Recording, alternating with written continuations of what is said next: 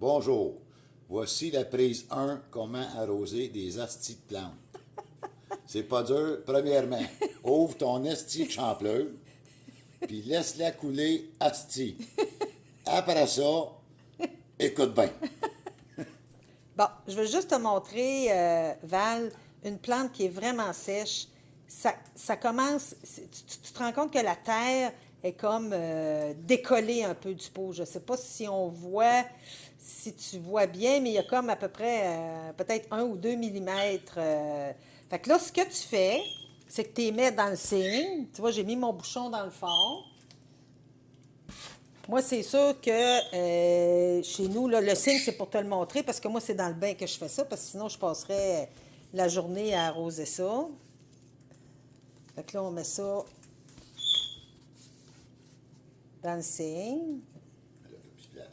Oh oui, je vais en avoir de la place. Il est fatiguant, ton père, hein? Il est toujours en arrière en train de bougonner. Tabarnak, ça prend quelqu'un qui gère ça. Bon.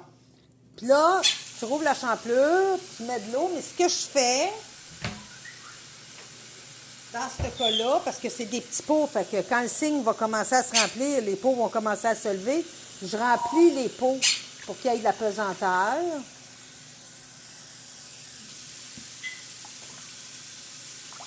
Remarque que tous les pots ont des trous dans le fond, bien important.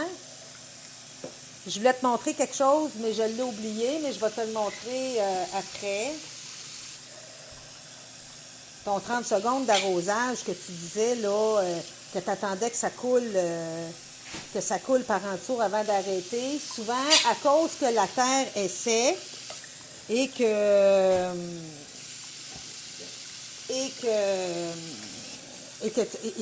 c'était pas long pour que ça coule, c'est parce que l'espèce d'espace qu'il y a entre ton pot et la terre, ben ça coule par là. Donc, ta plante est jamais très bien arrosée. Bon. Fait que mettons là, que j'ai assez arrosé. Dans le cygne, là, regarde, tu vois ma main, là, ça l'arrive, je te dirais, à peu près à la moitié du pot. Fait que tu fermes l'eau. Puis regarde, tu vois, il y en a une là, qui est comme virée sur le côté, celle-là, mais c'est pas grave. On la rince après s'il y a de la terre dessus. Mais je veux juste te montrer, je ne sais pas si ça va le faire avec celle-là ici. Je voulais juste te montrer quand on arrose.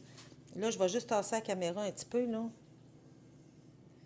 Quand on arrose et qu'on attend que ça coule en dessous, tu vas te rendre compte que celle-là est sec, là.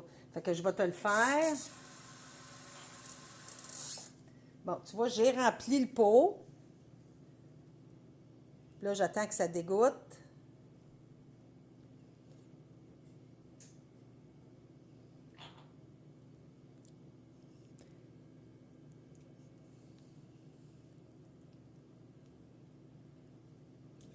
Bon, pour faire... Non, c'est parce que c'est un pot en grès.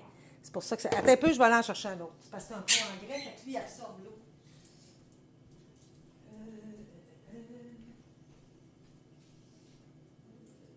Tiens, on va un petit...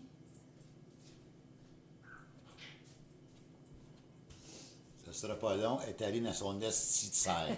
Bon, là, j'en ai pris un petit. Ça, c'est bien, bien sec. Fait que je le remplis d'eau.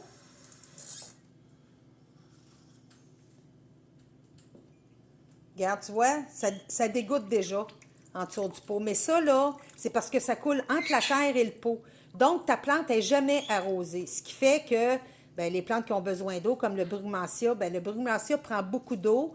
Lui, je te dirais, attends pas que la terre soit décollée du pot ou quelque chose du genre, parce que ça demande beaucoup d'eau.